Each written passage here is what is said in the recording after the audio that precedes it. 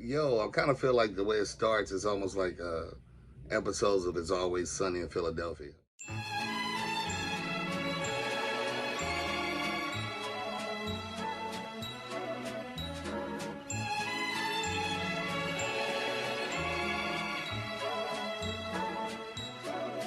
Last time. Yo, peace. This is Kaz. Welcome to my YouTube channel. Be sure to smash that like button and please subscribe. We got a lot of cool shit coming, man. Join the family. Peace. What's up, hip hop? This is Kaz. Another episode of Bartram, and today I'm going to tell you guys the story of when I got locked out of JayZ's apartment in the rain.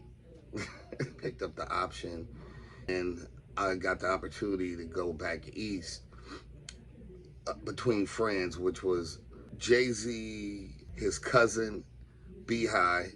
So just imagine JayZ, but my complexion, and Tata. They had a company, I think it was management and to be a label with Def Jam. And I think Beehive worked for Def Jam at the time. But they reached out for me to come to New York and stay and kind of just, I guess, vibe out and see if it was, if there was a match or if it made sense to work with me. JayZ had two apartments. One was on 560 State Street, which is the one he talks about and rhymes a lot. And Beehive and Tata lived there. And then when I came, instead of staying in a hotel, I stayed in that apartment too. And pretty much the regular to do was just to go from Brooklyn, catch the train in the Manhattan.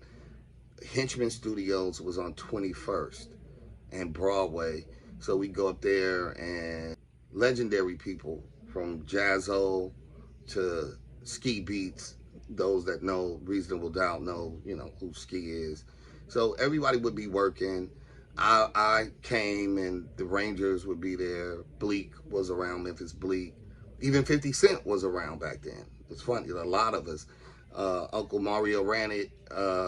Jimmy Henchman was in the pen. But yeah, it was a great time. Young dudes, we were all, kind of like the up and comings, and the people like Jay, top of the food chain MCs, and we were the elite youngsters. Long story short, I was given my own key, and because we just had different times and people had different agendas. Again, Jay was rarely there. Tata was with JayZ. Beehive was doing what he was doing, and I had my own key.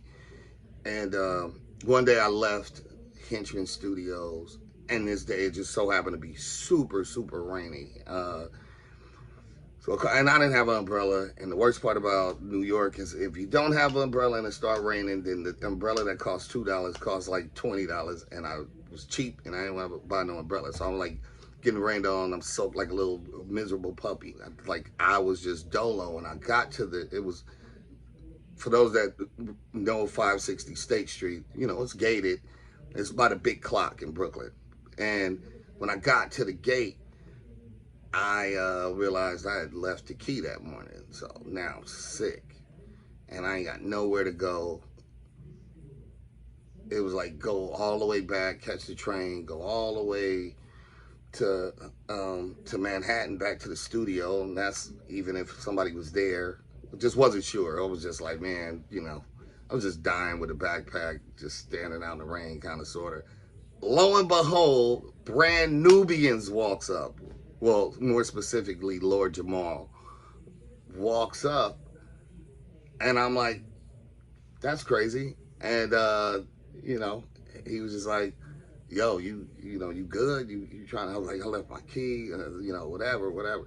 And so it's kind of surreal for one to to run into somebody I'm super fan of, Lord Jamar. And I just remember he let me in. I was kind of like defeated, like rained on, sad. I'm an LA kid. I don't, it never rains in Southern California. And yeah, I ended up going up. He let me in the crib. And I met his cousin, and he was super cool. And his cousin's name was, when he introduced himself, his name was M1.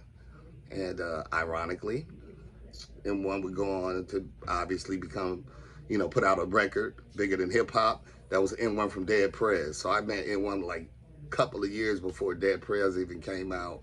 And that's, that's this boredom, man. Like, I went from having that really bad day trying to get into the apartment at JayZ's apartment to having Lord Jamar let me in to his apartment to meeting N1 who will become Dead Prez. So, these journeys come full circle, and even a shitty situation turns into a legendary moment.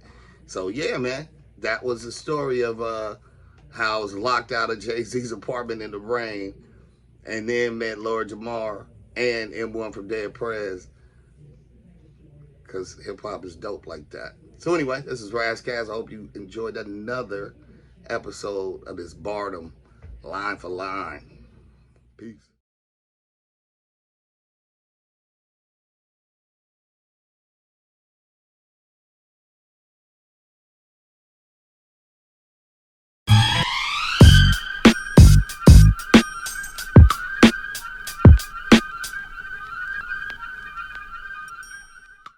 We are here to present adult contemporary artists.